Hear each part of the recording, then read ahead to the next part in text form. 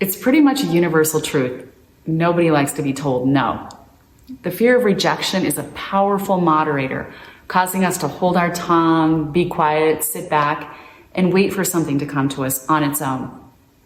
The problem with that pattern is that all things we desire will continue to elude us, and we'll stay stuck in our box until we decide to break the pattern.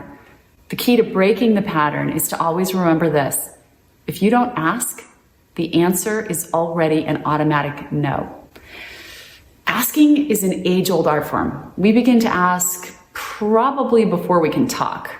And once children can talk, they begin to ask mom and dad for basically everything. And as children evolve, just like we did, they begin to ask why. But then eventually that pattern of curiosity and learning can start to shut down. Parents get worn out, the child is told, that's enough, don't ask again, and he or she feels emotionally cut off. Then we get to school and teachers say, you can ask when you're told you can ask. So again, basically we're just told to zip it up. And it really has this effect of stifling our inborn curiosity and natural thinking reflexes. And unfortunately, this ability to ask and the environments that nurture curiosity and question asking continues to become scarcer as we get older.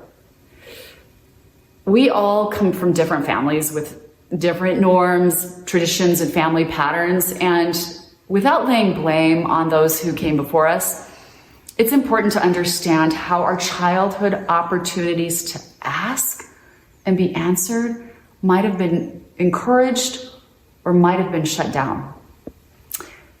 That's not to judge those people harshly or judge our background harshly, because little good usually comes of that. Everyone's doing the best they can from their own state of consciousness. It's only for us to be able to understand what our upbringing taught us or did not teach us in terms of asking skills, and what we need to learn going forward as we integrate the art of asking more easily into our lives. The research we've done found that there are 7 major roadblocks to asking, and most people have at least one of these roadblocks. So I want to ask you today, which of these 7 roadblocks stand in the way of your asking for what you want in life?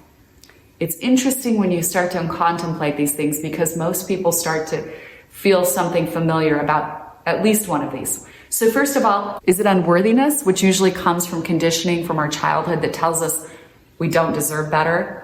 Is it naivete, meaning we're just unaware of what's possible because we grew up with limited possibilities?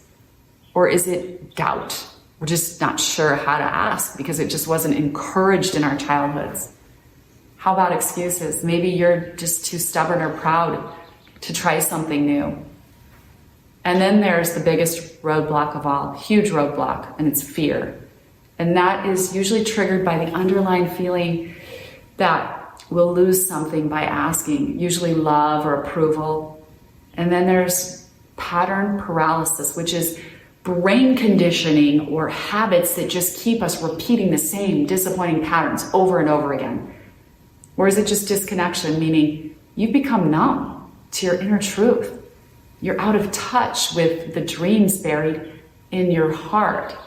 And that becomes really sad. People who become disconnected are really usually pretty sad. Awakening our ability to become good askers again takes practice to be mastered, just like building up your biceps, to do 100 curls. You're not going to do that the first time. Most people don't do anything well the first try. But the good news is you don't have to figure it out alone. We're here for you. You can do this. You can learn to ask for everything you want in life.